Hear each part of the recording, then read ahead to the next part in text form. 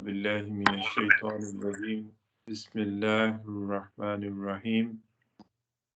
قال عز وجل في سورة المؤمنون قد أفلح المؤمنون الذين هم في صلاتهم خاشعون والذين هم عن اللغو معرضون والذين هم للزكاة فاعلون والذين هم لفروجهم حافظون إلا على أزواجهم أو ما ملكت أيمانهم فإنهم غير ملومين فمن ابتغى وراء ذلك فأولئك هم العادون والذين هم لأماناتهم وعهدهم راعون والذين هم على صلواتهم يحافظون صدق الله العظيم رب اشرح لي صدري ويسر لي أمري واحلل عقدة من لساني يفقهوا قولي۔ آج ہم اللہ کا نام لے کر شروع کر رہے ہیں 18واں پارہ، اور سورہ المومنون بھی ادھر ہی سے شروع ہو رہی ہے 18ویں پارے سے۔ تو مجھے بھی اور آپ کو بھی اپنا جائزہ لینا ہے کہ ہم جب اللہ کی ان آیات کو پڑھیں گے، اس کا خلاصہ پڑھیں گے، تو ہم کہاں پہ ہیں، ہمارے اس وقت ہماری حالت کیسی ہے۔ تو اللہ ہمیں اس کو سمجھنے اور اس پر عمل کرنے کی ان آیات پر توفیق عطا فرمائے، آمین۔ یہ پارہ جو شروع ہو رہا ہے، اس میں مومنوں کی جو صفات ہیں اس کا بیان ہے۔ تجزیہ آیات کا کچھ پہلے کر لیتے ہیں۔ اس کا یوں ہے کہ 1 سے 11 تک جو تعمیر سیرت کے لیے بنیادی صفات کا بیان ہے، مومن کی تعمیر سیرت کے لیے بنیادی صفات کا بیان ہے۔ پھر اس کے متعلق 12 سے 16 میں تخلیق اور حیات انسانی کے مراحل ہیں، یعنی ایمبریولوجی۔ 17 سے 22 میں اللہ کی شان ربوبیت۔ 23 سے 77 میں رسولوں کی قوموں کے ساتھ کشمکش، یہ مختصراً ہے ادھر ذکر۔ 78 سے 92 میں اللہ کی عظیم قدرتوں کا بیان۔ 93 سے 98 میں عافیت مانگنے کی دعائیں۔ 99 سے 114 میں نافرمانوں کا انجام، اور 115 سے 118 میں بادشاہ حقیقی یعنی اللہ کی عظمت کا بیان ہے۔ بہت ہی جلال والی آیات ہیں۔ 1 سے 11 میں جو ہے آیات ہیں، جو 9 میں نے آپ کے سامنے تلاوت فرمائی، اس میں جو بندہ مومن کو بنیادی صفات ہے نا، اس کا بیان ہے کہ تعمیر سیرت کے لیے کہ سب سے پہلے کیا ہے کہ کام نکال لے گئے اہل ایمان۔ قد افلح المؤمنون، کام نکال لے گئے، کامیاب ہو گئے اہل ایمان، مومن کامیاب ہو گئے۔ اور یہ کون ہیں؟ یہ لوگ جو نمازوں میں خشوع و خضوع کا اہتمام، یعنی پوری توجہ اور عاجزی کے ساتھ، سب سے کٹ کر پورے فوکس کے ساتھ اللہ کے حضور کھڑے ہوتے ہیں اور نماز ادا کرتے ہیں، بے مقصد، اور یعنی ان سرگرمیوں سے دور رہتے ہیں جس کا دنیا میں بھی کوئی فائدہ نہیں ہے اور آخرت میں بھی کوئی فائدہ نہیں ہے۔ لف کام، جیسے کوئی تاش کھیل رہا ہے، لوڈو کھیل رہا ہے، ٹائم ضائع کرنے۔ شروع کیا اور کام نکال لے گئے اہل ایمان، کامیاب ہو گئے مومن، یعنی انہیں اپنے وقت کا بہترین اندازہ ہے کہ یہ جو ہمارے پاس لامحدود وقت میں ہم نے جانا ہے، اس وقت ہمارے پاس وقت محدود ہے، ہم نے یہاں بھی 60-70 سال میکسیمم اس زندگی میں اپنی آخرت سنوارنی ہے، اس زندگی میں آخرت سنوارنی ہے رہتے ہوئے۔ تو وہ اس لیے اپنے ٹائم کے بہترین قدردان ہیں مومن۔ وہ اپنی خود احتسابی کرتے ہیں، یعنی گناہوں کو ترک کر کے کرتے ہیں اور نیکیوں میں آگے بڑھتے ہیں، جنسی بے راہ روی سے بچتے ہیں، اپنی عفت و عزت کی حفاظت فرماتے ہیں، امانتوں کی پاسداری کرتے ہیں، وعدہ پورا کرتے ہیں۔ دیکھتے جائیے ذرا، امانتوں کی پاسداری کرتے ہیں، وعدہ پورا کرتے ہیں۔ نمازوں کی، پھر نماز شروع میں بھی نماز سے ہی ہوا تھا معاملہ، الذین هم فی صلاتهم خاشعون والذین هم علی صلواتهم یحافظون، ختم بھی نماز پہ ہی ہو رہا ہے۔ کتنی اہم چیز ہے یہ نماز، کہ نمازوں کی حفاظت کرتے ہیں، یعنی پابندی وقت کے ساتھ مسجد میں باجماعت نماز ادا کرتے ہیں اور اس کے تمام آداب و مسائل کا لحاظ رکھتے ہیں۔ تو اس کے بعد پھر اللہ جن میں لوگوں میں یہ صفات ہوں گی، جنہوں نے اپنی سیرت بنا لی ہوگی، ان صفات پر اللہ انہیں جنت الفردوس کا وعدہ کرتا ہے، اس میں داخل ہونے کی بشارت کرتا ہے۔ اگلی جو صورت آئے گی، اس سے 2 صورتوں کے بعد الفرقان کا آخر کو، وہ بھی بہت جامع ہے، وہ کل انشاءاللہ ایک بہت ہی جامع رکوع ہے۔ پھر آیت نمبر 12 سے 16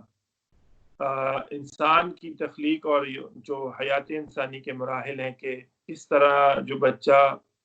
ماں کے اندر پرورش پاتا ہے، پہلے سب سے اللہ کہتا ہے کہ مٹی کے گارے جوہر سے اللہ نطفہ بنا دیتا ہے، پھر نطفے کو جمے ہوئے خون میں تبدیل فرما دیتا ہے، پھر جمے ہوئے خون کو بوٹی کی صورت دیتا ہے، پھر اس بوٹی کو ہڈی میں ڈال دیتا ہے، اس ہڈی پر گوشت چڑھاتا ہے، اس کے بعد تیار شدہ انسانی جسم میں چھوٹا سا جو بچہ ہوتا ہے ماں کے پیٹ میں، اس کے اندر 120 دن کا جب یہ پروسیس ہو جاتا ہے تو اس میں روح ڈال دیتا ہے بچے میں، فرشتے کو حکم دیتا ہے کہ اس کی روح اس میں ڈال دی جائے۔ بلا شبہ اللہ بہترین خالق ہے، اور یہ حیات انسانی کا جو پہلا مرحلہ ہے، اس کے بعد انسان جب ڈیتھ ہو جائے گی تو تب دوسرا مرحلہ جب اللہ قیامت کے دن سب کو زندہ کرے گا اس وقت شروع ہوگا۔ اب آپ سوچئے ذرا 1400 سال پہلے آج کے انسان کو تو جو پتہ ہے، انسان کی اللہ نے اتنی عقل دے دی، اس نے پتہ چلا لیا۔ 1400 سال پہلے کون سوچ سکتا تھا اس پروسیس کو؟ کس کو پتا تھا یہ والا سلسلہ سوائے اللہ کی ذات کو جس نے پیدا فرمایا ہے؟ تو یہ اللہ کی عظمت اور قرآن مجید کی حقانیت کا بھی بیان ہے اس میں، کہ قرآن نے اللہ نے اس کو واضح فرمایا اور ہمیں تعلیم دی۔ پھر آیت 17 سے 22 میں اللہ کی شان رزاقیت کا بیان ہے کہ وہ تمہاری تسکین کے لیے بارش برساتا ہے، اس میں پانی ہے بارش میں، اور تمہاری جو ہے زراعت کا پروسیس اس سے چلتا ہے، کھجوریں، انگور، زیتون، ان کے روغن بناتے ہیں، اور دوسری نعمتیں بھی ہیں۔ زراعت کے پروسیس سے تمہارا لائف سٹاک ہے، جو جانور ہے وہ بھی گھاس پھوس چرتے ہیں، ان کے لیے کراپس، فوڈر کراپس تم پیدا کرتے ہو اور وہ کھاتے ہیں، تو تم ان جانوروں سے کتنے فائدے اٹھاتے ہو۔ یہ پورا یہ بھی پروسیس ہے یہ جو ایگریکلچر کا، اور یہ ممکن ہے پانی کے ذریعے، ادروائز آپ کو پتا ہے ایگریکلچر ممکن ہی نہیں ہے پانی کے ذریعے، اور پانی کون دیتا ہے انسان کو؟ اللہ کی ذات۔ پھر آیت نمبر 23 سے 26 میں نوح علیہ السلام کی دعوت اور قوم کا جواب۔ زیادہ تفصیل میں تو نہیں ہے اس صورت میں، لیکن جب انہوں نے دعوت دی، اللہ کی طرف بلایا لوگوں کو، اللہ کی بندگی کی دعوت دی لوگوں کو، اور سرداروں نے خصوصاً سب سے پہلے اس قوم کے انہوں نے اعتراض کیا، انہوں نے کیا کہا کہ اب کیا بشر ہمیں ہدایت دیں گے ہمارے جیسے؟ فَقَالُوا وَبَشَرٌ يَهْدُونَنَا ہم سورۃ غابون میں بھی پڑھیں گے، کہ یہ بشر، یہ انسان ہمیں ہدایت دیں گے ہمارے جیسے؟ اب پھر وہ اعتراض کرتے کہ اس کے ساتھ تو کوئی فرشتہ ہونا چاہیے تھا، ایسے بھی اعتراض کرتے تھے مکہ والے۔ اللہ یہی کہتا ہے کہ اگر فرشتے زمین میں بستے تو ہم فرشتے کو رسول بنا کے بھیجتے، انسان بستے ہیں تو انسان کو ہی ان کے اپنے نمائندے کے طور پر ان کی طرف رسول بنا کر بھیجا ہے۔ فرشتے کی تو بات سمجھ ہی نہیں سکتے، فرشتے تو جب ہم بھیجتے ہیں تو معاملہ چکا دیا جاتا ہے، نسیم منسیہ کر دیا جاتا ہے، جب حجت تمام ہو جاتی ہے ہم فرشتے کو تب بھیجتے ہیں، اس سے پہلے نہیں بھیجتے۔ تو لیکن یہ قوم اسی طرح گستاخیاں کرتی رہی، اور پھر آیت نمبر 27 سے 30 میں جو ہے نوح علیہ السلام اور اہل ایمان پر اللہ کی رحمت کا ذکر ہے۔ نوح علیہ السلام نے اللہ کو پکارا، اللہ سے دعا کی، اللہ نے دعا ان کی قبول فرمائی، پھر جب پکارا کہ اب تو اللہ یہ میری بات نہیں مان رہے، پھر آخر کار نے 950 برس کی تبلیغ کے بعد انہوں نے اللہ کو پکار، تو کیا اللہ کہتا ہے کہ وہ ہمارا بندہ بری طرح جھٹکا گیا، بری طرح جھڑکا گیا۔ ہم پڑھ رہے ہیں اور آگے بھی پڑھیں گے، سورہ نوح بھی آئے گی، اس میں بھی انہوں نے صبح و شام دن رات اکیلے کو گروپوں میں کہاں نہیں ان کو بلایا، لیکن اللہ کہتا ہے اب کام ختم، اب آپ کشتی بنائیے۔ اور ہم پڑھ رہے ہیں اس میں کہ کشتی میں جب اہل ایمان سوار ہو گئے، اور پھر کیا ہوا، جو اللہ نے ساری قوم کو نوح علیہ السلام کی جو ایمان نہیں لائی تھی کسی ایک کو بھی چھوڑا گیا، ان کو غرق کر دیا۔ پھر 31 سے 39 میں تاریخ دہرائی جاتی ہے، اس کا عنوان ہے ان آیتوں کا کہ ان آیات میں بھی ایک رسول کا ذکر ہے، ان کی قوم نے بھی ان کے ساتھ وہی رویہ اختیار کیا جو نوح علیہ السلام کے ساتھ اختیار کیا گیا تھا، تو اس رسول نے بھی جو ہے لوگوں کو اللہ کی بندگی کی دعوت دی، انہوں نے بھی یہی کہا کہ کیا یہ بشر ہمیں ہدایت دیں گے اب، یا ہمارے جیسے انسان ہدایت دیں گے؟ اور اس رسول پر جھوٹے ہونے کا بہتان لگایا گیا، اور انہوں نے دوبارہ جی اٹھنے کی نفی کی کہ بھئی یہ ممکن نہیں ہے، ہیہات لما توعدون، یہ ممکن ہی نہیں، جب ہم ہڈیاں بن جائیں گے، گل سڑ جائیں گے اور مٹی میں مل جائیں گے، مٹی ہی ہو جائیں گے تو ہمیں دوبارہ زندہ کیا جائے، وہ کہتے ہیں ممکن نہیں، لوگوں نے انکار کیا۔ پھر آیت 40 سے 41 میں ان ظالموں کا برا انجام ہوا، ایک زوردار بس جھٹکا ہوا، جسے آپ کہہ سکتے ہیں زلزلے کی ایک زوردار آواز، دوسرے ہی سیکنڈ میں یا اگلے ہی لمحے کچھ دیر بعد ایک بھی زندہ نہ تھا، سب اللہ کہتا ہے خامدون، بجھ کے رہ گئے، ایسے پڑے تھے جیسے کبھی زندہ ہی نہیں تھے۔ اور اس میں ایک صالح علیہ السلام کی قوم کا ذکر ہے، قوم سمود کا ذکر ہے۔ پھر 42 سے 44 میں جو ہے یہ کہ یہ آیات ان میں ذکر کیا گیا کہ قومیں جو ہیں وہ بھیڑ چال کی کیسی روش اختیار کرتی ہیں۔ جیسے دیکھیے نوح علیہ السلام کی قوم نے نہیں مانا، ہود علیہ السلام کی قوم نے نہیں مانا، صالح علیہ السلام کی قوم نے نہیں مانا، موسیٰ آل فرعون نے نہیں مانا، لوط علیہ السلام کی قوم نے نہیں مانا، شعیب علیہ السلام کی قوم نے نہیں مانا، اسی بھیڑ چال پر ہی رہے سارے، اسی پیٹرن پہ رہے، یہ حجت تمام کرتے رہے، ان کے اعلیٰ کردار، اعلیٰ مثال، اچھے اعمال سے تمام جو رسول آئے وہ ثابت کرتے رہے، لیکن وہ لوگ اپنے ہی سرداروں کے پیچھے لگے رہے اور اسی بھیڑ چال پر رہے، ان کی اطاعت کرتے رہے۔ دیکھتے بھی ہے کہ ہمارے سردار مترفین کرپٹ رچ ہیں، یہ بدکار لوگ ہیں، ان کی اطاعت کرنے، ان کو تو کسی چیز کا تم مطالبہ نہیں کرے، کسی قسم کے معجزے کا بھی، تمہیں سردار تب مانیں گے کہ تم ہمیں یہ ثابت کر کے دکھاؤ۔ اور اتنا نوبل شخص آیا ہے جس نے کبھی جھوٹ تک نہیں بولا، جس کا کردار تمہارے سامنے ہے اور تم ہی میں سے ہے، اس کی بات نہیں مان رہے۔ اپنے سرداروں کو تو کسی معجزے کا نہیں کہتے، کسی نشانی کا نہیں کہتے، کسی فرشتے کا نہیں کہتے، کسی باغات کا نہیں کہتے، یہ کرو آسمان پر سیڑھی چڑھ لگانے کا نہیں کہتے۔ ان نوبل جو انبیاء ہیں ان کو تم ساری باتیں کہتے ہو۔ اسی لیے تو اللہ کہتا ہے کہ یہ سردار بھی اور ان کی قوم بھی جن کی پیروی کی گئی سب کو سب ہم جہنم میں ہانکیں گے، ان سب کو۔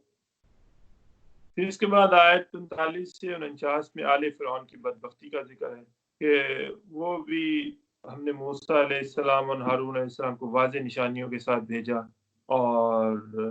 لیکن ان لوگوں نے آل فرعون نے تکبر کیا اور کہا پھر تم ہماری غلام قوم کے متعلق ہم سے بات کرتے ہو، تمہارا خود بھی تعلق ہماری غلام قوم کے ساتھ ہے، ہم لہٰذا تمہاری کیوں بات مانے؟ یہ تو حیثیت میں اتنے کم ہیں، کمی کاری ہیں ہمارے یہ لوگ بنو اسرائیل۔ تو لیکن انہوں نے سرکشی کی اور اپنے احساس برتری کی وجہ سے، اب دیکھیے احساس برتری کی وجہ سے ہدایت سے محروم رہ گئے، ان کو اسی تکبر میں پڑے رہے، ہماری تو پوزیشن، ہماری اتھارٹی، ہمارا روب دبدبا، ہم دیکھیں کیسے درباروں میں بیٹھتے ہیں اور ان کی کیا حیثیت ہے، وہ اسی تکبر میں ہی مارے گئے۔ اور آج کل بھی برا حال دیکھ لیجیے، کتنے ہی لوگ ہیں جو کرپٹ رچ ہیں، وہ بھی ایسی باتیں کرتے ہیں، اوہ یہ حیثیت میں کم، دیکھیے ہمارا دبدبا کیسے، میری پوزیشن کیسی، میرا اختیار کیسا، میرے پاس دولت کتنی ہے۔ آج بھی یہی لوگ باتیں کرتے ہیں، اور قیامت کے دن سورہ الحاقہ میں پڑھیں گے، کہیں گے کہاں گئی ہماری سلطانی، جن کو ان کا نامہ اعمال بائیں ہاتھ میں دیا جائے گا، ناکام و نامراد،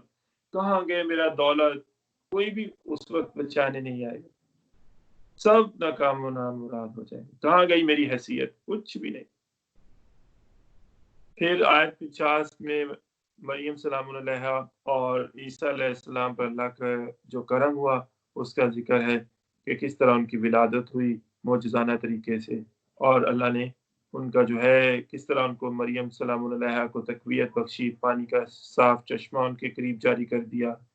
اور تازہ تر و تازہ کھجوریں کھاتی تھیں، اور نشانی بن گئی وہ بھی اور ان کے بیٹے حضرت عیسیٰ علیہ السلام بھی رہتی دنیا تک، اللہ کی نشانی۔ پھر آیت 51 سے 53 میں رزق حلال کا جو ثمر ہے اچھے اعمال کی توفیق سے ہی ممکن ہے۔ اس میں بتایا گیا رسولوں کو ہدایت کی جا رہی ہے کہ آپ جو ہے پاکیزہ رزق کھائیں، اچھے اعمال کریں، حرام کمائی سے بچیں۔ یہ تو ہمیں پتہ ہے کہ سارے رسول پاکیزہ رزق ہی کھاتے تھے، جو بھی کچھ میسر تھا انہیں، ان کے توسط سے اہل ایمان کو بتایا جا رہا ہے کہ تم بھی پاکیزہ رزق کھاؤ، حرام کمائی سے بچو، اور تم ایک با مقصد گروہ ہو، اور اللہ کے جتنے بھی جو اللہ نے تمہیں حلال رزق دیا ہے بلا تکلف کھاؤ، لیکن ساتھ میں اللہ کا شکر ادا کرو، اور جو ہے اللہ کے احکامات کے سامنے سر تسلیم خم کرو۔ پھر آیت 54 سے 56 میں غافلوں کے لیے وعید ہے کہ یہ 4 دن کی چاندنی ہے تمہارے لیے، سمجھ جاؤ اور اپنی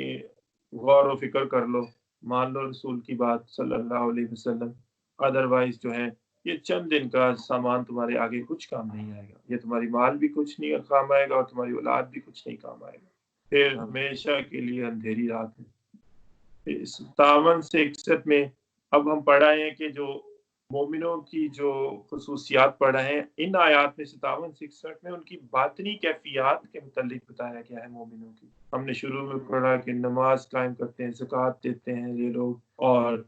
برے کاموں سے بچتے ہیں، لغو کاموں سے بچتے ہیں، بے حیائی سے بچتے ہیں، امانتیں ادا کرنے والے ہیں، وعدہ پورا کرنے والے ہیں، نمازوں کی حفاظت کرنے والے ہیں۔ اب اللہ کیا کہتا ہے کہ یہ ہر وقت جو ہے ان کی باطنی کیفیت کیا ہے، ان کی انر فیلنگ کیا ہے، کہ وہ ہر وقت جو ہے اللہ کے خوف سے لرزاں و ترساں رہتے ہیں، مطلب اللہ کے خوف میں رہتے ہیں، اپنے رب کی آیات پر حقیقت میں ایمان رکھتے ہیں، اور اللہ کے ساتھ کسی کو شریک نہیں ٹھہراتے، اور انتہائی رازداری کے ساتھ اللہ کی راہ میں صدقہ و خیرات کرتے ہیں، اللہ کی راہ میں پیسے خرچتے ہیں، اپنا مال خرچتے ہیں، نیکیاں کرنے کے باوجود ان کے دل میں خوف رہتا ہے کہیں کوئی غلطی نہ ہو جائے، اور ان کی اس غلطی کی بنیاد پر ہماری نیکیاں یہ نہ ہو کہ رد کر دی جائیں، تو بڑے ہی محتاط رہتے ہیں، اور بھلائی کے کاموں میں، سارے بھلائی کے کاموں میں یہ لوگ دوسروں سے آگے بڑھ کر کرنے والے کام ہیں، یہ کرتے ہیں، کوششیں کرتے ہیں، آگے بڑھنے کی کوشش کرتے ہیں، سبقت لے جانے کی کوشش کرتے ہیں۔ اللہ سے دعا ہے کہ اللہ ہم سب کو یہ اپنی جو مومن کی خصوصیات ہیں اس کی سیرت بنانے والی، اور یہ والی جو خصوصیات باطنی کیفیات ہمیں ان سب کو کرنے کی توفیق عطا فرمائے، آمین۔ پھر آیت 62 سے 63 میں انسانوں کی اکثریت اب کچھ اور ہی سرگرمیوں میں مصروف ہے کہ اللہ کی ہدایت پر عمل کر کے اس کے نیک بندے بھی بن سکتے ہیں، لیکن بتایا یہ گیا کہ ان آیات میں کہ بہت تھوڑے لوگ ہوتے ہیں، اکثریت جو ہے وہ تو دنیا داری میں اس کی وقتی لذتوں میں ہی گم رہتے ہیں اور اسی میں ہی کھو جاتے ہیں اور غفلت میں پڑ جاتے ہیں کہ موت کا وقت آ جاتا ہے اور ناکام و نامراد ٹھہریں گے پھر اللہ کے ہاں۔ پھر آیت 64 سے 71 میں کہ جب مشرکین پر اب جو عذاب آئے گا وہ کس وجہ سے آئے گا، اس میں یہ بتایا گیا کہ ان کے جرائم کا ذکر ہے 64 سے 71 میں، کہ یہ لوگ سب سے پہلے کیا کہ نمبر 1 جب نبی صلی اللہ علیہ وسلم ان پر قرآن کی تلاوت کرتے ہیں، ان کے دل گواہی دیتے ہیں کہ یہ سچا کلام ہے، لیکن پھر بھی الٹے قدموں بھاگتے ہیں اور نبی صلی اللہ علیہ وسلم کی توہین کرتے ہیں اور ان کو کوئی قصہ کو سمجھ کر ان سے حقارت آمیز سلوک کرتے ہیں، اور جب انہیں اللہ کے کلام پر غور و فکر کی دعوت دی جاتی ہے تو اس کو تمسخر خیز انداز میں ٹھکرا دیتے ہیں، اور نبی صلی اللہ علیہ وسلم کے اعلیٰ کردار اور اخلاق کا مسلسل تجربہ رکھنے کے باوجود ان کی رسالت کا انکار کر رہے ہیں، اس اعتراف کے باوجود کہ اللہ کے رسول امانت صداقت کا پیکر ہے، اور پھر بھی آپ کو مجنون قرار دیتے ہیں۔ کبھی تم عقل تو لڑاؤ، تو مجنون شخص تمہاری امانتیں سنبھال کے رکھے اور بالکل اسی طرح ہی واپس کرے، کبھی ہو سکتا ہے کہ پاگل شخص کو کر سکے؟ یہ تو بالکل صحیح سلامت عقل والا شخص ہی کر سکتا ہے، بالکل سچا انتہائی سچا شخص ہی ایسے کر سکتے ہیں، مجنون کر سکتے، لیکن پھر بھی وہی ہٹ دھرمی، وہی تکبر، اور اللہ کے رسول جو ہے صلی اللہ علیہ وسلم ان کے سامنے حق پیش فرما رہے ہیں، انہیں دنیا اور آخرت کی بشارتیں دے رہے ہیں، اصل حقائق کی طرف انہیں یاد دہانی کرا رہے ہیں، لیکن یہ اعتراض کر رہے ہیں، تو لگے تو کوئی بات نہیں، تھوڑے سے اور دن ہیں، کھا پی لو، ابھی بدر آنے والا ہے، اللہ کے تو بہت نزدیک ہے اور تمہیں پتہ لگ جائے گا عذاب پہ۔ انہی کے ہاتھوں، اہل ایمان کے ہاتھوں ہی دیکھے تمہیں کیسے کوڑا برستا ہے اللہ کا تمہارے اوپر۔ پھر آیت 72 سے 77 میں نبی صلی اللہ علیہ وسلم کی دل جوئی کا بیان ہے، آپ کو تسلی دی جا رہی ہے کہ آپ بے غرضی کے ساتھ ان کو بس دعوت دیتے رہیے، اور اللہ کو پتہ ہے آپ بہت بے لوث دعوت دے رہے ہیں انہیں، آپ ان کو بس اگر یہ اعراض کریں انہیں جھنجھوڑنے کی کوشش کرتے رہیں تاکہ یہ سرکشی سے باز آ جائیں، اگر نہیں ہے تو آپ مایوس نہ ہوں، تو آپ گھبرائیں نہیں، آپ کو بہت کثیر تعداد اللہ نیکوکاروں کی سالوں لوگوں کی عطا فرمائے گا۔ پھر آیت 78 سے 83 میں اللہ کے احسانات اور بندوں کی ناشکری کا ذکر ہے۔ سب سے پہلے سب سے بڑا احسان ایک انسان کے لیے کہ اس کو سماعت، بصارت اور سوچنے سمجھنے کی یہ جو فیکلٹیز اللہ نے دی ہیں، یہ صلاحیتیں دی ہیں تاکہ غور و فکر کر کے فلاح کا راستہ ڈھونڈ سکے۔ البتہ انسانوں کی اکثریت کیا کرتی ہے کہ وہی وقتی لذتیں اس کے حصول میں ہی یہ ساری فیکلٹیز لگا دیتی ہیں، پرپورشن سیٹ ہی نہیں کر پاتی اور ناشکری کی روش اختیار کرتی ہے۔ اللہ نے انسانوں کو اس زمین میں بسایا، ان کی ضروریات کی فراہمی دی، اس کا بندوبست کیا، اور اللہ کہتا ہے کہ ایک وقت آئے گا کہ سب کی جواب دہی کرنے کی، ساری نعمتوں کی جواب دہی کرنی پڑے گی۔ پھر زندگی اور موت کا اختیار بھی اسی کے ہاتھ میں ہے، اور انسان کی جیسے ہم بات کر چکے ہیں ضروریات عطا فرماتا ہے اس کو، جب چاہتا ہے اسے موت دے دیتا ہے۔ یہ صرف اللہ کو ہی پتا ہے کہ ہماری موت کب آنی تو ہے، یہ تو ہمیں یقین کے ساتھ پتا ہے، لیکن یہ اللہ ہی جانتا ہے کہ کب۔ پھر رات اور دن کا نظام، رات کو انسان کے آرام کے لیے، دن کو کام کے لیے بنایا۔ پھر آیت نمبر 84 سے 89 تک سوچنے والے جو ہے ان کو، جو لوگوں کو، ساری انسانیت کو سوچنے والے 3 سوالات اللہ نے پوچھے کہ پہلا سوال، پوری زمین اور اس پر موجودہ جملہ مخلوقات کس کے اختیار میں ہیں، کس ہستی کے اختیار میں؟ ساتوں کے ساتھ آسمانوں اور کائنات کے عظیم تخت حکومت کا مالک کون ہے؟ کائنات کی ہر شے پر کس کا زور چلتا ہے؟ کون ہے جو ہر شے کو کسی آفت سے بچا سکتا ہے لیکن اس کی پکڑ سے کوئی نہیں بچ سکتا؟ تو اس میں بتایا گیا کہ اللہ کے سوا کون ہے جو پوری طرح غالب ہے ہر چیز پر، پوری طرح اختیار رکھتا ہے ہر چیز پر۔ اس کے باوجود بھی تم کہتے ہو کہ یہ تمہارے جو جھوٹے معبود جو اتنے لاچار ہیں، ہم پڑھ رہے ہیں مکھی بھی ان کے اوپر بیٹھ جائے اس کو نہیں اڑا سکتے، اور مکھی اگر چھین کر لے جائے کچھ وہ واپس نہیں لے سکتے، یہ اتنے لاچار ہیں، ان کے آگے تم حلوے مانڈے رکھ رہے ہو، اتنے لاچار ہیں۔ کیا انہوں نے کچھ پیدا بھی کیا ہے؟ کیا تم اب بھی ہوش کے ناخن نہیں لوگے کہ شرک سے باز رہو؟ پھر آیات 90 سے 92 میں اللہ کی ذات سچی ہے اور شرک کرنے والے جھوٹے ہیں، اس کا بیان ہے کہ آپ کے ساتھ لوگوں کے سامنے جو کچھ بھی پیش کیا جا رہا ہے یہ انتہائی سچ ہے۔ نبی صلی اللہ علیہ وسلم جو آیات اللہ کی سنا رہے ہیں یہ انتہائی سچ ہے۔ اللہ کی نہ کوئی اولاد ہے اور نہ اس کو کسی نے جنا، نہ اس نے کسی کو جنا، اور اس کے سوا کوئی معبود نہیں ہے۔ کوئی اس کے علاوہ جو ہے بات کرے گا تو وہ اللہ پر جھوٹ باندھے گا، اور اللہ کہتا ہے، ہم یہ بھی پڑھ رہے ہیں کہ 2 ہوتے، 3 ہوتے، 4 ہوتے، 100 ہوتے معبود، کسی معاملہ میں کبھی نہ کبھی تو اختلاف ہو ہی جاتا نا ان کا۔ تو یہ پوری کائنات کا دیکھیے، جیسے تم لڑتے ہو تو فساد ہوتا ہے نا، تو پوری کائنات میں اللہ کے سوا کوئی اور معبود ہوتا تو ان کے اختلاف کی وجہ سے فساد ہو جاتا، اس کا نظام درہم برہم ہو جاتا۔ کبھی تم نے دیکھا ہے کبھی اس کا نظام درہم برہم ہوا؟ کتنے سیٹ انداز میں جو اللہ نے اس کا قاعدہ مقرر فرمایا چل رہا ہے۔ آیت 93 سے 98 میں بہت ہی خوبصورت دعائیں بتائی گئی ہیں، یہ یاد کرنے والی ہیں اور اللہ سے مانگنے والی ہیں یہ دعائیں، کہ ایمان افروز دعائیں۔ اس میں پہلی دعا ایسی صورتحال کے لیے ہے جب کوئی بگڑی ہوئی قوم سرکشی کی آخری حدوں کو پہنچ گئی ہو یا پہنچ رہی ہو اور اس کو سزا ملنے کا اندیشہ ہو۔ اس میں ربی اما ترینی ما یوعدون، اے میرے رب اگر تو مجھے دکھا ہی دے وہ عذاب جس کا تو نے ظالموں سے وعدہ کر رکھا ہے، ربی فلا تجعلنی فی القوم الظالمین، تو اے اللہ مجھے اس ظالم قوم کے ساتھ شریک عذاب نہ کیجیے، کہ چھوٹا عذاب ہے یا بڑا عذاب ہے۔ اللہ سے دعائیں مانگیں کہ اللہ جو ہے اگر میری زندگی میں لوگوں پر عذاب آ جائے تو اللہ تو مجھے اس عذاب سے محفوظ رکھیے۔ پھر دوسری دعا کا تعلق جیسے کہ بگڑی قوم کے سامنے جب دعوت حق پیش کرنے کے مرحلے سے حجت پوری ہو جائے تو تب بھی قوم ظلم و زیادتی پر اتر آتی ہے۔ آئے تو دائی کو چاہیے کہ برائی کا جواب بھلائی سے دے، شاید کہ مخالفین کا دل نرم پڑ جائے، لیکن دعا ساتھ میں ضرور یاد رکھنی چاہیے اور مانگتے رہنا چاہیے ربی فلا تجعلنی فی القوم الظالمین۔ اس کے بعد جیسے ہے کہ ان کا برائی کا جواب بھلائی سے دیں کہ شاید ان کا دل نرم پڑ جائے مخالفین کا۔ شیطان کو دائی کو اکساتا ہی ہے کہ وہ بھی اگر یہ برائی کرے تو میں بھی برائی کروں، تو یہ الاؤڈ نہیں ہے، اس میں دعوت کے مرحلے میں یہ الاؤڈ نہیں ہے، تاکہ باہمی جو ہے اگر ہو سکتا ہے اس وقت فساد ہو جائے، جھگڑا ہو جائے، اور شیطان تو یہی چاہتا ہے۔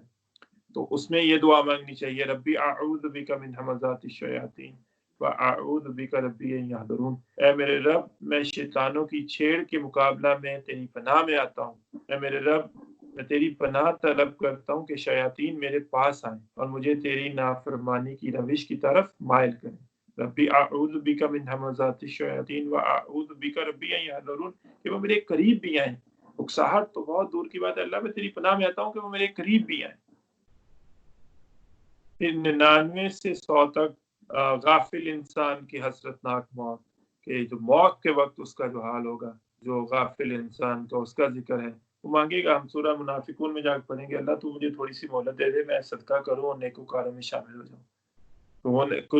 کچھ نیکیاں کر لوں، کچھ نیکیاں سمیٹ۔ اللہ کہتا ہے کہ جب تیاری کے لیے خوب وقت دیا گیا تھا، مہلت بھی دی گئی تھی، ہدایت بھی تمام کی گئی تھی، اور لیکن تم نے اس پر توجہ نہیں دی۔ آج کے دن کوئی مہلت نہیں،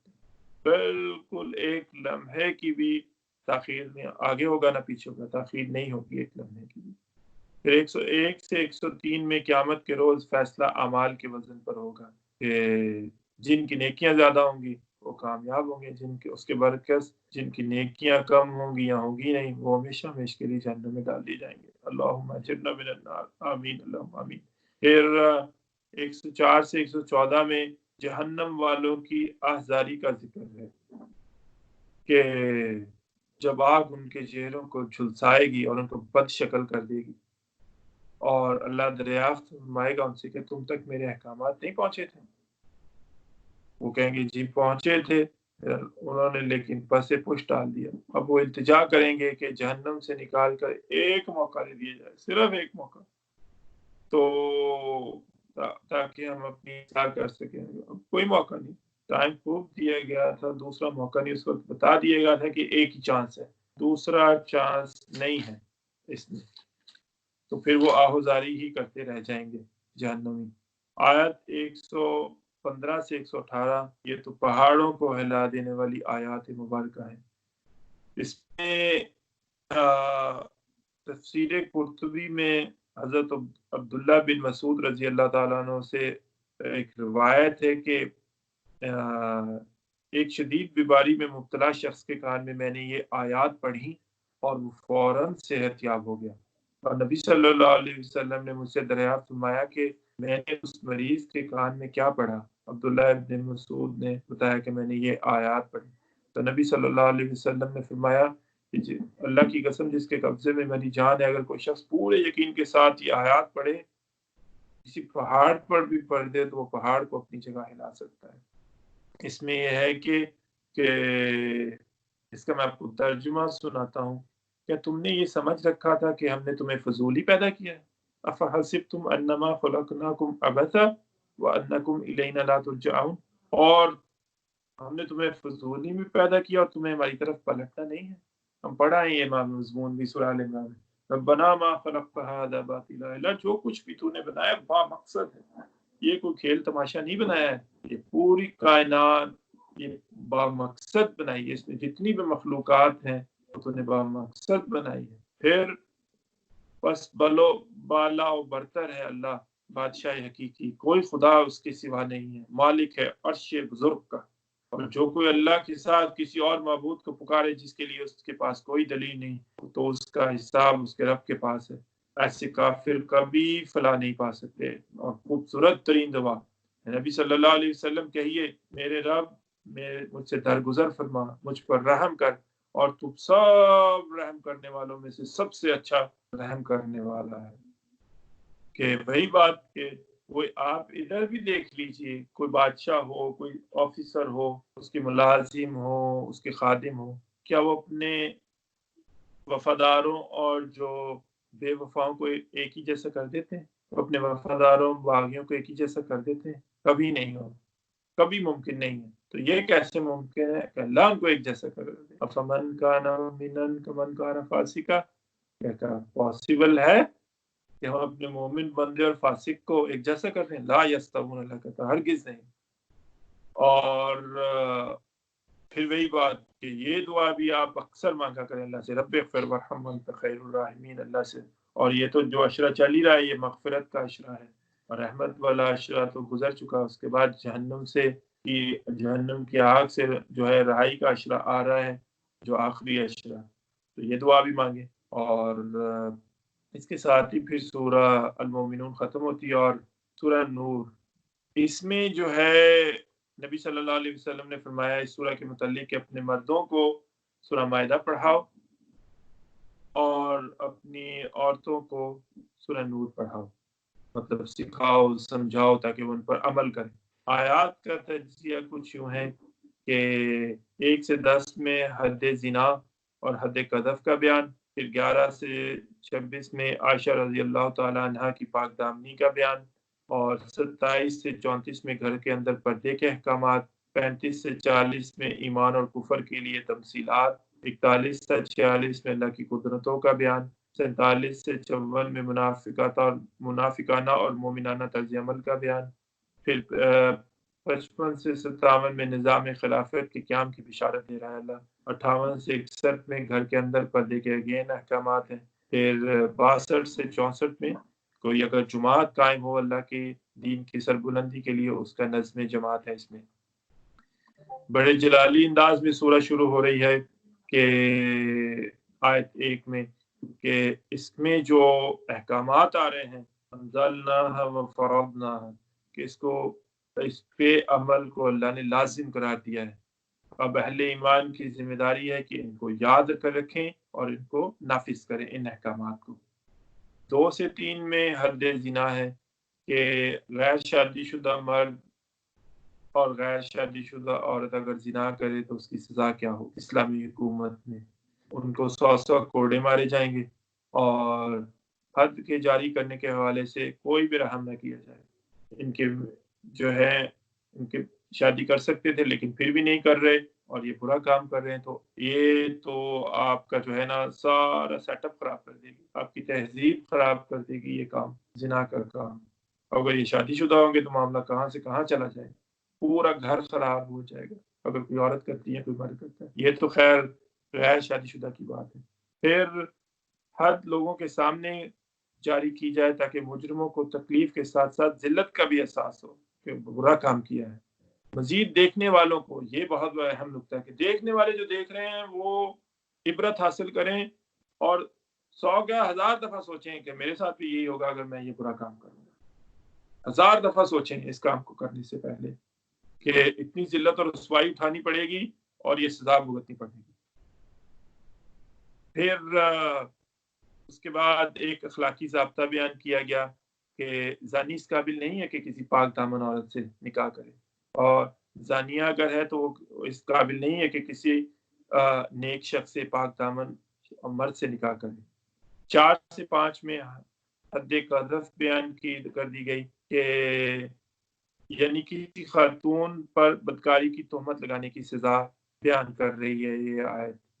آیات۔ اگر کوئی شخص کسی پاک دامن عورت پر زنا کا الزام لگائے اور ثبوت کے طور پر 4 گواہ پیش نہ کر سکے تو اللہ کہتا ہے کہ اسے 80 کوڑے مارو۔ اگر کسی پر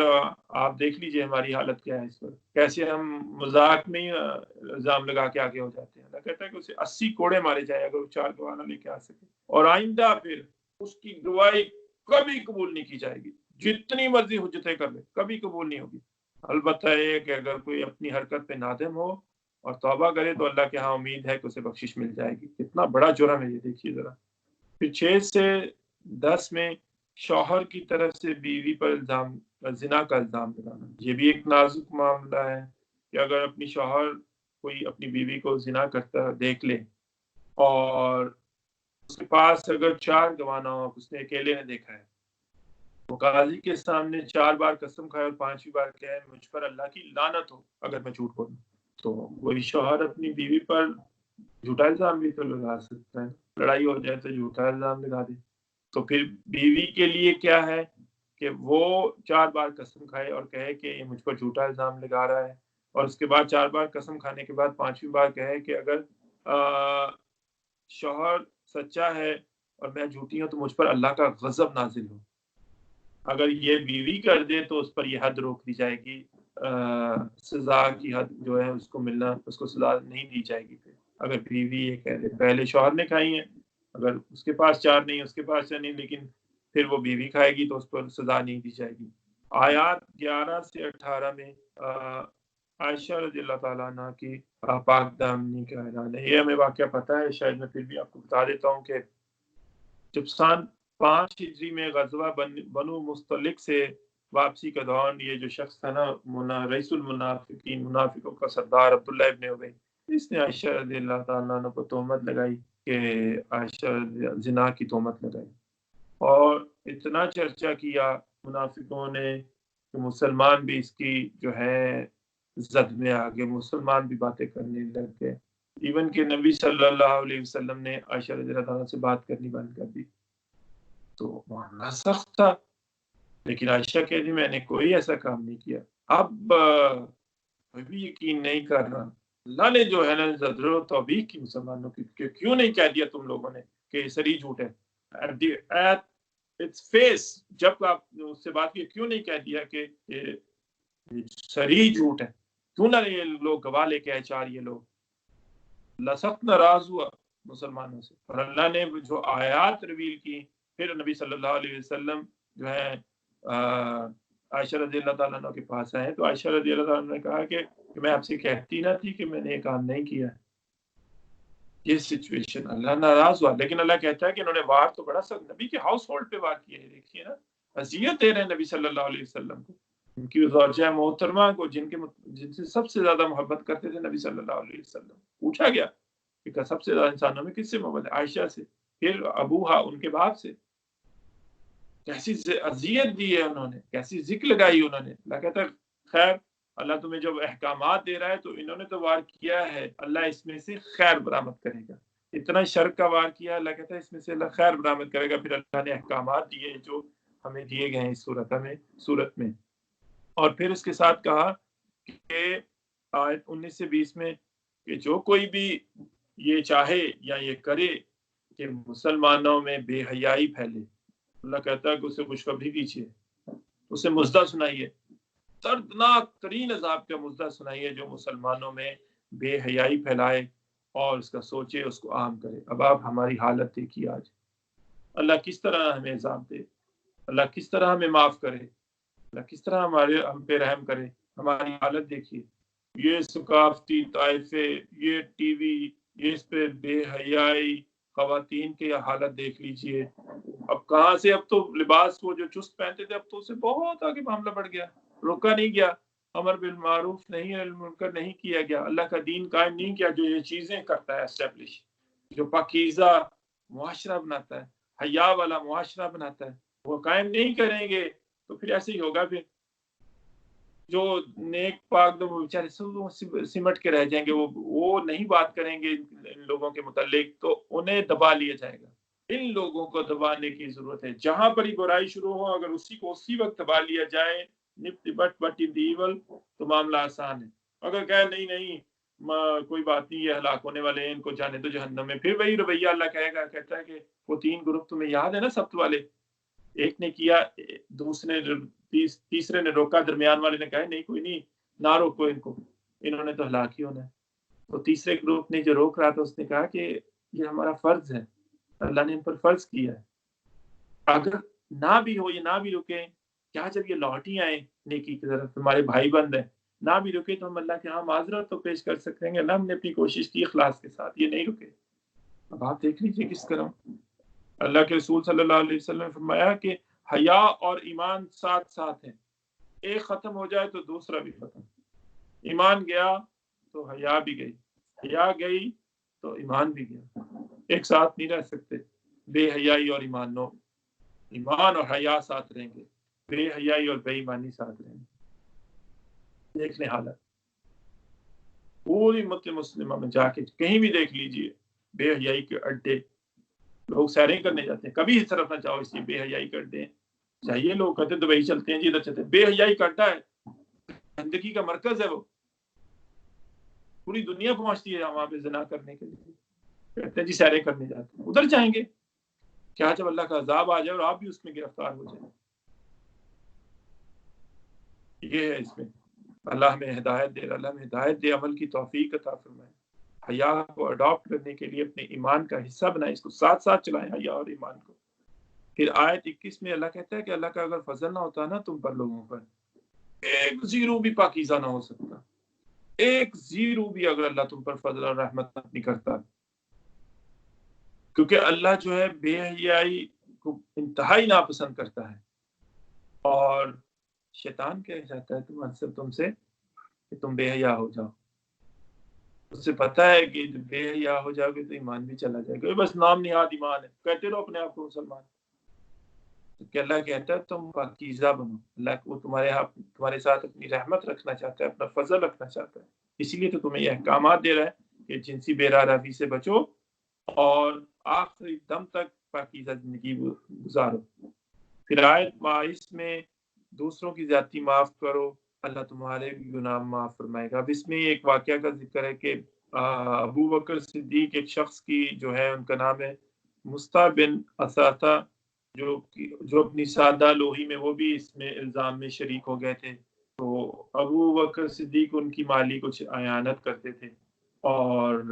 ان کو پتہ چلا کہ وہ بھی میری بیٹی پر، ان کی لخت جگر ہے نا عائشہ رضی اللہ تعالیٰ عنہ، اس پر الزام لگانے میں وہ بھی باتیں کر رہے ہیں، تو ابو بکر نے کہا کہ ڈیسائیڈ کرنے قسم کھانے ہی والے تھے یا ڈیسائیڈ کرنے ہی والے تھے کہ میں اب اس کی اعانت نہیں کروں گا، اللہ نے آیات اتار دی، الا تحبون ان یغفر اللہ لکم، کیا تم پسند نہیں کرتے کہ اللہ تمہیں بخش دے؟ تو پکار اٹھے کیوں نہیں، بلا یا ربنا انا نحب، اللہ میں پسند کرتا ہوں تو مجھے معاف کرے، تو پھر لیکن انہوں نے مالی اعانت روکی نہیں، اس کا سلسلہ جاری رکھا۔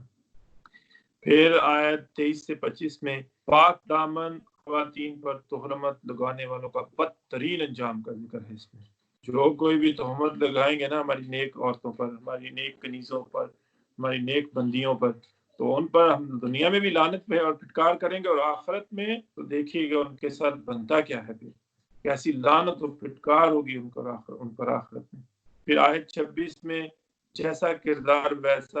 ویسی رفاقت، کہ ایک اخلاقی قدر بیان کی جا رہی ہے کہ جو پاکیزہ کردار والے لوگ ہیں نا مرد، ان کو اللہ کہتا ہے ہم پاکیزہ کردار والی عورتوں سے ہی بیاہیں گے، نکاح میں لے کے آئیں گے، اور یہ اس قابل ہیں کہ انہیں پاکیزہ عورتیں ملیں، اور جو بد کردار والے لوگ ہیں نا اللہ کہتا ہے ان کو بد کردار والی عورتیں ملیں گی، یہ اسی قابل ہیں کہ ان کو ایسی ہی عورتیں ملیں، یہ دوسری عورتوں پر ساجہ لگاتے ہیں اور لوگ ان کی عورتوں پر ساجہ لگاتے ہیں، انہیں رجھانے کی کوشش کرتے ہیں، ہم ایسے ہی لوگوں پہ یہ اسی قابل ہیں اس دنیا میں بھی، آخرت تو ان کے ہے ہی، ان کے لیے ہے ہی دردناک عذاب، لیکن ہمارے نیک بندوں کے لیے ہم نیک بندیاں ہی ان کو ان کے ساتھ بیائیں۔ پھر 27 سے 29 میں کسی کے گھر میں داخل ہونے کے لیے ہدایات کا ذکر ہے کہ جب آپ اگر غیر اپوائنٹمنٹ کے بغیر کسی کے گھر میں جائیں تو دستک دیں، ضرور دیں دستک، پوچھا جائے تو اپنا تعارف کرائیں، گھر والوں پر سلامتی بھیجیں اور دعا کریں ان کے لیے، اگر اجازت نہ ملے تو بغیر اجازت تو بالکل داخل نہ ہو، اگر اجازت نہ ملے صاحب خانہ سے تو کسی ناراضگی کے بغیر واپس چلے جائیں، اگر وہ آپ کی اپوائنٹمنٹ ہے آپ سے، اس نے کہا کہ ہم ملیں گے تو اسے صاحب جو جس کے ساتھ ہے اسے ضرور چاہیے کہ وہ اس شخص سے ملے۔ تو ایسے گھر میں داخلہ کی اجازت ہے جہاں کسی کی رہائش نہ ہو، وہاں کسی ضرورت کی فراہمی کا انتظام ہو۔ پھر آیت 30 سے 31 میں گھر کے اندر کے پردے کے احکامات آ گئے، مرد اور خواتین نگاہوں کی حفاظت کریں، نامحرم پر نگاہ ڈالنا تو گناہ ہے ہی، بالغ ہونے کے بعد بالغ محرموں پر بھی نگاہ ڈالنے سے اجتناب کیا جائے، مرد اور عورت اپنی عفت کی حفاظت کریں، مرد کا ستر ہمیں پتہ ہے ناف سے گھٹنے تک، لیکن اس کا مطلب یہ نہیں کہ اوپر والا لباس یا نیچے والا لباس نہ پہنا جائے، یہ ستر ہے۔ خواتین کا جو ستر ہے چہرے کی ٹکیا، دونوں ہتھیلیاں اور دونوں پاؤں کے علاوہ پورا جسم ان کا ستر ہے، خواتین شعوری طور پر اپنی زینت و زیب و زینت ظاہر نہ کریں سوائے کہ ان حصوں کے جو خود ہی ظاہر ہو جائیں۔ خواتین اضافی چادر جسے خمار کہتے ہیں، یہ احکامات جو گھر کے باہر کے پردے کے ہیں وہ سورہ احزاب میں آگے آئیں گے۔ اپنے سینہ کے ابھار کو چھپا لیں، اور خواتین شوہر اور محرم مردوں کے سوا کسی کے سامنے اپنی زیب و زینت یعنی چہرہ نہ کھولیں۔ محرم مرد وہ ہیں جن سے خاتون کا نکاح نہیں ہو سکتا، ہمیشہ کے لیے حرام ہے۔ پھر چلتے ہوئے اپنے کمر جو ہے قدم زور سے زمین پہ نہ ماریں کہ مخفی زیورات کی چھنک وغیرہ ظاہر ہو۔ تو اللہ کہتا ہے ان مذکورہ بالا احکامات کے باوجود تم مسلسل توبہ اور استغفار کرتے رہو۔ ان آیات میں یہ بتایا گیا ہے۔ بے نکاحوں کا نکاح کر دو، آیت 32 سے 34 میں ہے کہ جیسے ہی آپ کے مینز پورے ہو گئے ہیں تو اللہ کہتا ہے کہ نکاح کر لیا جائے، اور اگر کوئی شخص بہت تنگ دست ہو تو وہ مناسب خوشحالی کے آنے کا انتظار کرے۔ تو ان آیات میں یہ بتایا گیا تاکہ وہی ستباب ہو سکے زنا کا۔ نکاح پر کیوں زور دیا گیا؟ اللہ کے رسول صلی اللہ علیہ وسلم نے کیوں فرمایا کہ میری سنت ہے نکاح، اور جس نے نکاح نہ کیا وہ مجھ میں سے نہیں، وہ ہم میں سے نہیں۔ اسی لیے زور دیا گیا کہ یہ جو برے کام سے تم بچ سکو۔ اللہ کہتا ہے وَلَا تَقْرَبُوا الزِّنَا، بڑھائیں اس کی طرف تو جانے والے سارے راستے بند کر دیے جائیں۔ یہ مطلب ہے اس کا کہ قریب بھی نہ پھٹکو، ان راستوں پر بالکل نہ جاؤ، دیکھو بھی نہ، سوچو بھی نہ ان راستوں کی طرف۔ پھر آیت 35 میں نور ایمان کے لیے بہت خوبصورت آیت ہے کہ اس کی تمثیل دی جا رہی ہے۔ کہا گیا کہ اللہ ہے نور السماوات والارض۔ نبی صلی اللہ علیہ وسلم دعا مانگا کرتے تھے اور اللہ کے ناموں سے اللہ کو پکارا کرتے، یا نور السماوات والارض، یا فاطر السماوات والارض، یا ارحم الراحمین، یا حی یا قیوم، یا بدیع السماوات والارض، یا خالق السماوات۔ اللہ کو اللہ کے بہترین ناموں سے پکار کر واسطہ دینا ہے تو اللہ کو اللہ کے بہترین ناموں کا دے کے اللہ سے دعا مانگی، اور کسی کا دینے کی ضرورت نہیں، اللہ کو اللہ کے ناموں سے بھی۔ دیکھیے یوسف علیہ السلام نے کیا کہا تھا، یا فاطر السماوات والارض انت ولی فی الدنیا والآخرہ توفنی مسلما والحقنا بالصالحین۔ اللہ کو اللہ کے زمین و آسمان بنانے کا واسطہ دیا۔ پھر اس میں یہ بتایا گیا آیت میں کہ جیسے ایمان کی مثال ایسے ہے مومن کے دل میں، اللہ کے نور کی مثال ایسے ہے کہ قندیل میں چراغ ہو، چراغ میں خالص روغن زیتون ہو، اور ایسے درخت سے ہو کہ وہ بالکل سورج کی تمازت صبح و شام لے مڈل میں ہو کہ کسی کھیت کے، اور اس میں صلاحیت ہو کہ وہ آگ نہ اس کو پکڑے، وہ آگ کو پکڑے، جیسے پٹرول پکڑتا ہے نا، وہ آگ کو پکڑے۔ اور جیسے ابو بکر صدیق نے ایمان کو پکڑا تھا، ایمان کو کیسے ایک ہی دفعہ دل سے نکلی ہے نبی صلی اللہ علیہ وسلم کے بعد، اور ابو بکر رضی اللہ تعالیٰ عنہ کے سیدھی دل میں چلی گئی۔ نور لا نور کی یہ کیفیت ہے، کیسے لپک کر لیا ہے اس طاقت کو، جیسے انتظار کر رہے ہیں۔ 36 سے 38 میں اگر یہ ایمان کسی کو نصیب ہو جائے تو اس کے ثمرات ہیں۔ تو کیا کرتے ہیں وہ لوگ جن میں یہ ایمان ہو؟ وہ صبح و شام اللہ کے گھروں میں، مطلب مسجدوں میں اللہ کا ذکر کرتے ہیں، نمازیں پڑھتے ہیں، اپنے تجارت اور وقتی کاروبار انہیں اللہ کے ذکر سے محروم نہیں کرتی، اسے گمراہ نہیں کرتی، غافل نہیں کرتی۔ جیسے ہی وقت ہوتا ہے مسجدوں میں جاتے ہیں، نماز کا قیام کرتے ہیں، پھر زکوٰۃ دیتے ہیں، اس کی ادائیگی، تجارت یہ وقتی کاروبار ان کو زکوٰۃ کی ادائیگی سے غافل نہیں کرتا، اور ان سارے اچھے کام کرنے کے باوجود وہ روز قیامت کے دن سے خوف و لرزاں ہیں، کہ حساب کے دن سے خوف و لرزاں ہیں۔ پھر اللہ کہتا ہے کہ اللہ بشارت دیتا ہے کہ اللہ انہیں اس دنیا میں بھی اپنا فضل دے گا، اور آخرت میں تو ہے ہی ان لوگوں کے لیے۔ پھر 39 میں بے روح اعمال کے لیے جو تمثیل دی گئی ہے کہ جو لوگ ریاکاری کرتے ہیں، جن کو دلوں میں ریا ہے کہ میرا چرچا ہو جائے، ذرا میں نے یہ کام کیا ہے دیکھیں نا، پھر کچھ اللہ کے احکامات بجا لاتے ہیں اور کچھ کو جان بوجھ کر نظر انداز کر دیتے ہیں۔ ان کے متعلق کہ کیا ہوتا ہے کہ نفاق آ جاتا ہے، لوگ سمجھتے ہیں ایسی ان کی مثال ہے جیسے آپ صحرا میں جائیں تو پانی نظر آتا ہے لیکن وہ ہوتا نہیں، وہ سراب ہے، دھوکہ ہے، پانی نہیں ہے، جب آپ اس کے قریب جائیں گے تو وہ پانی نہیں۔ پھر یہ حدیث میں سکپ کر رہا ہوں کہ وہ تین آپ نے سنی ہوگی کہ ایک شہید کی، تھوڑا سا آپ کو بتا دیتا ہوں، تفصیل میں تو نہیں پڑھ کے سناؤں گا، کہ شہید جو ہے وہ کہے گا قیامت کے دن شہید کو لایا جائے گا، عالم کو لایا جائے گا، سخی کو لایا جائے گا، وہ کہیں گے کہ جی اللہ نعمتیں گنوانے کے بعد تینوں سے پوچھے گا ہاں بھی تم نے میرے لیے کیا کیا؟ پھر اللہ جان دے دی، شہید کہے گا تیرے لیے، تیرے دین کے لیے جہاد کا تو قتال کرتے، تو کذب تھا، تو نے کہا تھا کہ تیری بہادری کے قصے ہو جائیں، ہو رہے ہیں پیچھے، ابھی بھی ہو رہے ہیں، آج تمہارے لیے کچھ نہیں ہے، تم دکھاوے کا وہ شہادت تھی، تو اللہ اسے گھسیٹتے ہوئے جو اسے جہنم میں ڈال دیا کہ سیدھا عالم تیرے علم کا چرچا کر کے آیا ہوں، دکھاوے کے لیے تھا کہ تیرا نام ہو جائے، ابھی بھی ڈنکا بج رہا تیرے نام کا پیچھے، لیکن آج کچھ نہیں۔ پھر اس کے بعد اس کو جو ہے سخی، تیرے دین کے لیے تیری راہ میں میں نے پیسے خرچے، اتنا مال خرچ کیا، دکھاوے کا کیا جائے کہ تمہارے چرچے ہو جائیں، تمہاری تصویریں لگ جائیں، سختی ہو، اس کی کشائی ہو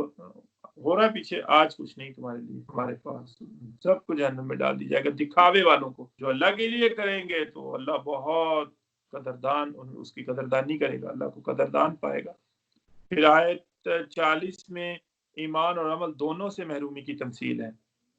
کہ اس میں مثال دی گئی ہے کہ وہ لوگ محروم ہوتے ہیں ایمان اور عمل سے، ان کی مثال ایسے جیسے گہرے سمندر کی، اندھیرے سمندر کی گہرائی اس وقت اپنی انتہا پر ہوتے ہیں جب سمندر میں طوفان برپا ہو، موج پر موج آ رہی ہو، آسمان پر بادل ہوں اور چاند کی روشنی بھی نہ آ سکے رات کے وقت، اور ہاتھ کو ہاتھ سجائی نہیں دیتا۔ اللہ ہمیں ان اندھیروں سے بچائے اور نور ہی نور عطا فرمائے۔ پھر 41 سے 46 میں اللہ کی عظمت و قدرت کا بیان ہے کہ جیسے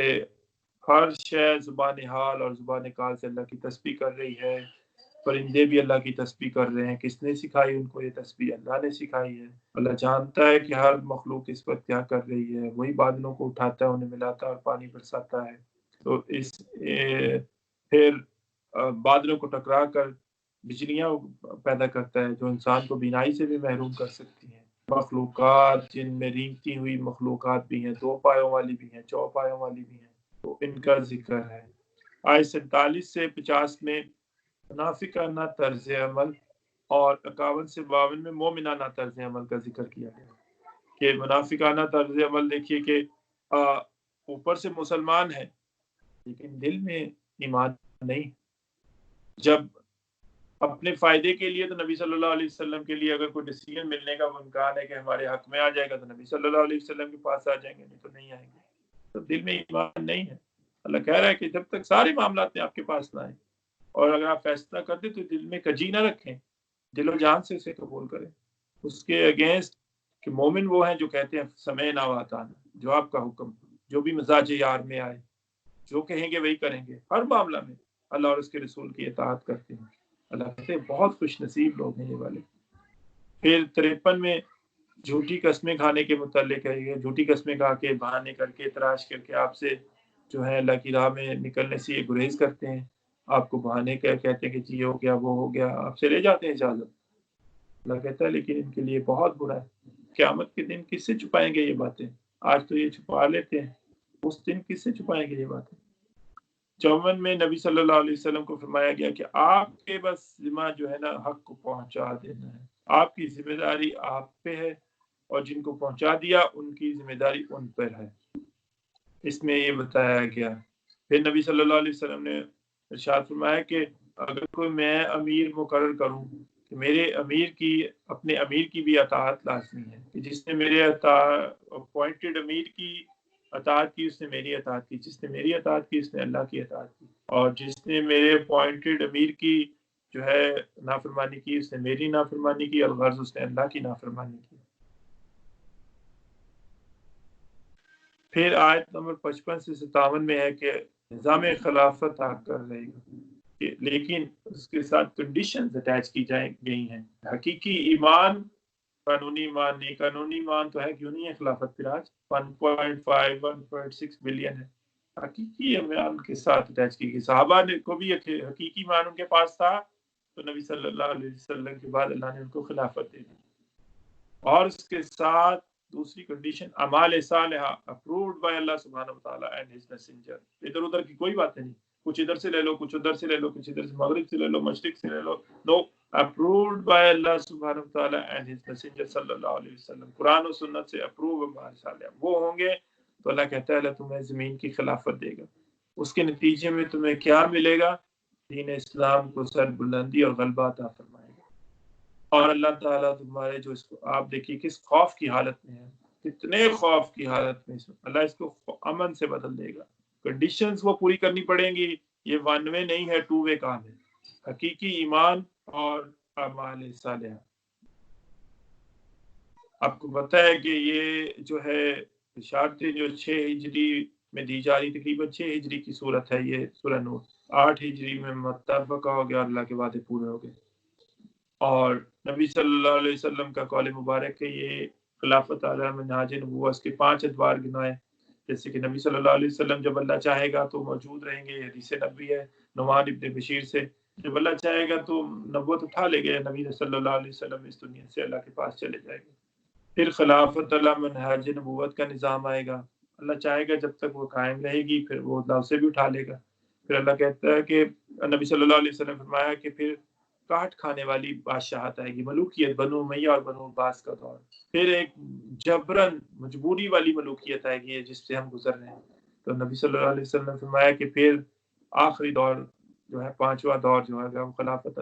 منہاج نبوت کا دور رہے گا. اللہ ہمیں جو ہے نا اس میں حصہ بننے کی توفیق عطا فرمائے. کوئی ایسی جماعت ہو تو اس جماعت کو جوائن کرنے کی توفیق عطا فرمائے، جیسے کہ ہم ایک جماعت ہیں. اب دیکھیے ہم یہ کام کر رہے ہیں، خالصتاً اللہ کے لیے کر رہے ہیں. تو آپ بھائیوں کو بھی جو لوگ سن رہے ہیں ان کو دعوت ہے کہ اس کام میں حصہ ڈالیں اور سرخرو ہوں. اس کے بعد آیت نمبر 58 سے 59 میں پھر گھر کے اندر پردے کے احکامات ہیں کہ 3 اوقات میں بچے جو ہیں وہ بالغ بچے آپ کے کمروں میں نہ آئیں، کہ فجر سے پہلے، ظہر کے بعد اور عشاء کے بعد. تو چھوٹے بچے دوسروں کے گھروں میں بلا روک ٹوک داخل ہو سکتے ہیں، البتہ جب وہ بالغ ہو جائیں تو بغیر صاحب خانہ کی اجازت کے گھر کے اندر داخل نہ ہو. آیت 60 میں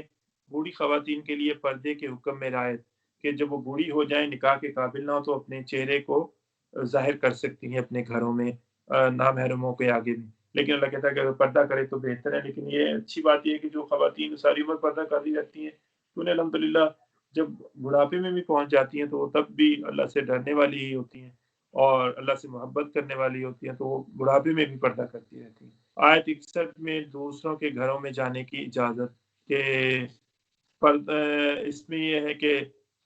جب گھر کے اندر پردہ کے احکامات آئے تو صحابہ نے دوسروں کے گھروں میں جانا چھوڑ دیا. تو ان کو یہ بتایا کہ تم گھروں میں دوسروں کے جا سکتے ہو، مرد حضرات جو ہے وہ علیحدہ بیٹھے، خواتین حضرات علیحدہ بیٹھے. تو ان کو یہ بتایا گیا ہے.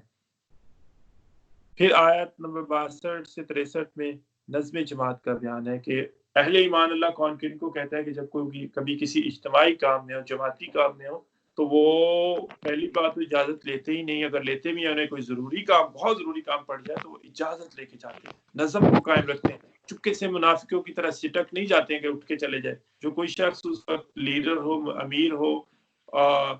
اس سے اجازت لے کے جائیں. اگر آپ کو جانا ہی پڑ گیا ہے، بہت ضروری ہے، ایمرجنسی ہوگی تو لیکن اگر آپ کسی اجتماعی کام میں تو بہتر ہے رکیں. پھر امیر کی یہ ڈسکریشن ہے کہ وہ اجازت دے نہ دے. اسے پتہ ہے کہ بندہ بہت اہم ہے، اس وقت اس کی ضرورت ہے، وہ چاہے تو اسے اجازت نہ دے، یہ اس کی ڈسکریشن ہے. اور اس کے ساتھ امیر کو کیا کیا گیا، تاکید کی گئی، حکم دیا گیا کہ اب ان لوگوں نے رخصت تو لے لی ہے، ان کے لیے دعائیں مغفرت کریں. انہوں نے اپنے ذاتی کام کو اجتماعی کام پر ترجیح دی ہے، تو ان کے لیے اللہ سے مغفرت طلب کریں. آیت 64 میں آخری آیت ہے. اللہ جانتا ہے کہ ہم کس سال میں ہیں. تو اللہ تعالیٰ جو ہے نا وہ ہر شخص کو جانتا ہے کون مومن ہے، کون منافق ہے، کون ان احکامات پر جو صورت میں دیے گئے ہیں کہ پابندی کرنے والے ہیں، اس کے سامنے سر تسلیم خم کرنے والے ہیں، کون نظم کی پابندی کرنے والے ہیں اور کون نہیں کرنے والے ہیں، کون جو ہے جھجک محسوس کر رہے ہیں ان احکامات پر جو اللہ نے ان صورت میں دی ہے، اس کو ماننے میں، اس کو کرنے میں، اس کو سمجھنے میں. کون ہے؟ اللہ ان سب کو خوب جانتا ہے. اللہ ہمیں عمل کی توفیق عطا فرمائے. 20 آیتیں ہیں، 2-3-4 منٹ میں ختم کرتے ہیں. چلا سورہ فرقان، اس میں جو ہے یہ حق و باطل میں فرق کرنے والی صورت ہے. اور جب بھی اللہ عنایت کے ساتھ متوجہ ہوتا ہے نبی صلی اللہ علیہ وسلم، تو اللہ نبی صلی اللہ علیہ وسلم کی ابدیت کا ذکر کرتا ہے. 5 صورتیں ہیں جو اللہ کی حمد کے ساتھ شروع ہو رہی ہیں. سورہ الفاتحہ، سورہ انعام، سورہ الکہف، سورہ فاطر، سورہ سبا. اور اس میں بھی ذکر ہے کہ بہت بابرکت ذات ہے وہ جس نے اپنے بندے پر فرقان اتارا ہے، یہ حق و باطل میں فرق کرنے والا قرآن اتارا ہے، بہت ہی بابرکت ہے، اپنے بندے پر بڑا ہی شفقت بھرا، بڑا ہی عنایت بھرا انداز ہے یہ۔ اس میں آیت 1 سے 3 میں ہے اللہ کی عظمت اور قدرت کا بیان ہے کہ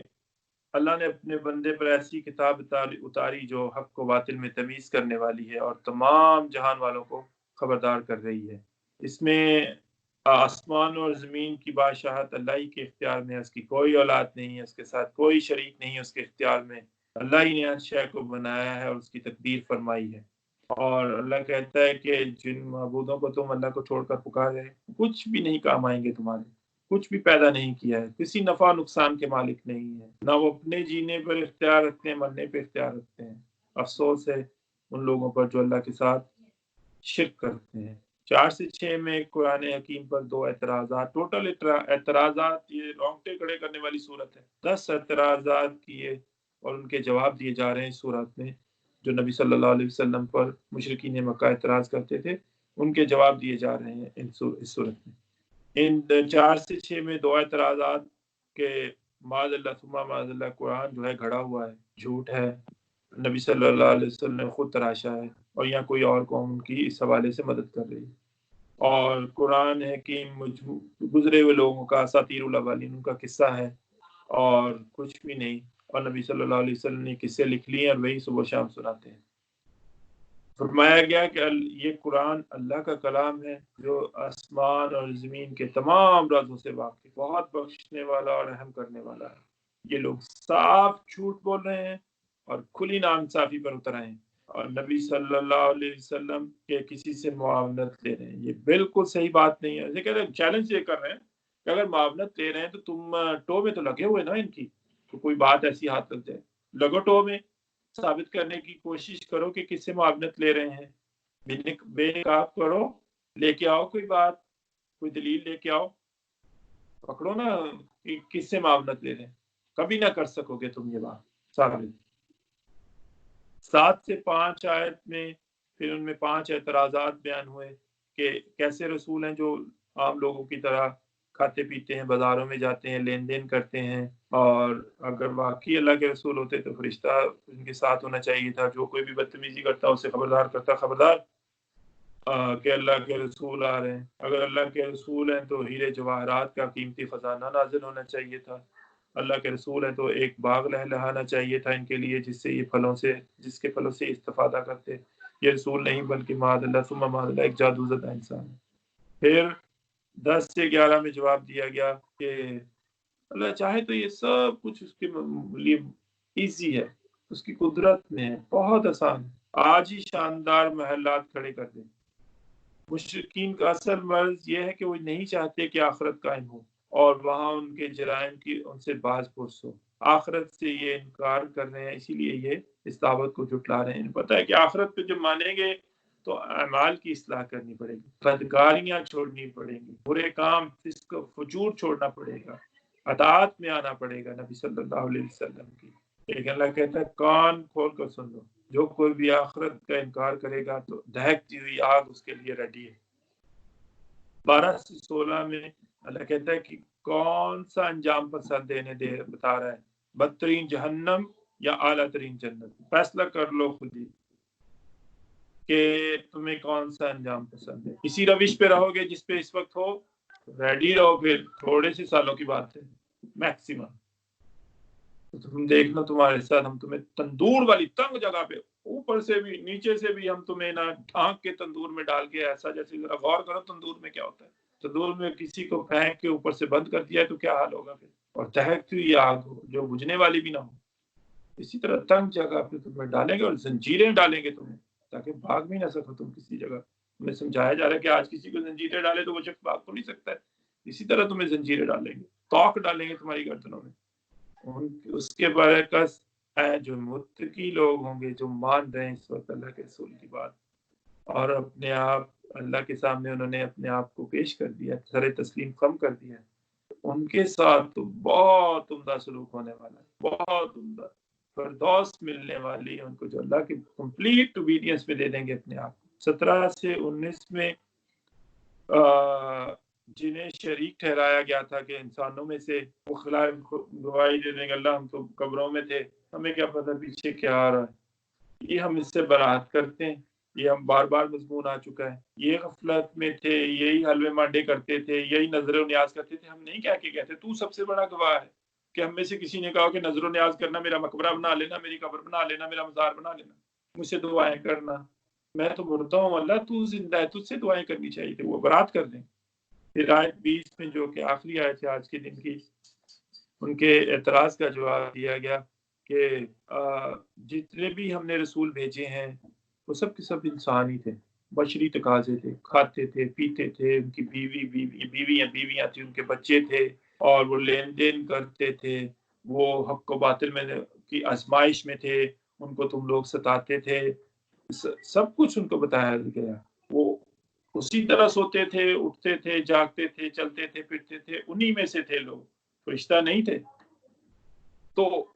جب بھی کوئی انسانوں کی طرف بھیجا گا تو انسان ہی رسول بھیجا جائے گا، ان کو یہ بتایا، اس کے اعتراض کا جواب دیا جا رہا ہے۔ تو اس کے ساتھ یہ پارہ ختم ہوتا ہے، انشاءاللہ کل 19 پارے سے آغاز ڈاکٹر فواد صاحب کریں گے، دعا کے ساتھ ختم کرتے ہیں۔ الحمدللہ رب العالمین والعاقبۃ للمتقین والصلاۃ والسلام علی سید الانبیاء والمرسلین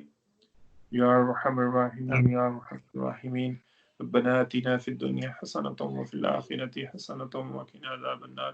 یا فاطر السماوات والارض انت ولینا فی الدنیا والآخرہ توفنا مسلما والحقنا بالصالحین رب اغفر وارحم وانت خیر الراحمین ربنا فاغفر لنا ذنوبنا وكفر عنا سيئاتنا وتوفنا مع الأبرار اللهم إنك عفو كريم تحب العفو فاعف عنا يا كريم فاعف عنا يا غفور اللهم أعنا على غمرات الموت والسكرات الموت يا ربنا رب ارحمهما كما ربياني صغيرا ربنا هب لنا من أزواجنا وذرياتنا قرة أعين واجعلنا للمتقين إماما آمین اللہم آمین۔ اللہ تمہیں اپنے نیک بندوں میں شامل فرما، متقی بندوں میں شامل فرما، مخلص بندوں میں شامل فرما، شکر کرنے والے بندوں میں شامل فرما، تمہیں متقی بنا۔ اللہم اجرنا من النار یا مجیر یا مجیر یا مجیر ربنا اصرف عنا عذاب جہنم ربنا اصرف عنا عذاب جہنم یا مجیر یا مجیر یا مجیر اللہم ادخلنا الجنة مع الابرار اللہم ادخلنا الجنة بغیر حساب آمین یا رب العالمین۔ سبحان ربک رب العزت عما یصفون وسلام علی المرسلین والحمد للہ رب العالمین۔ سبحانک اللہم وبحمدک نشہد ان لا الہ الا انت نستغفرک ونتوب الیک۔ السلام علیکم۔ وعلیکم السلام۔ جزاک اللہ۔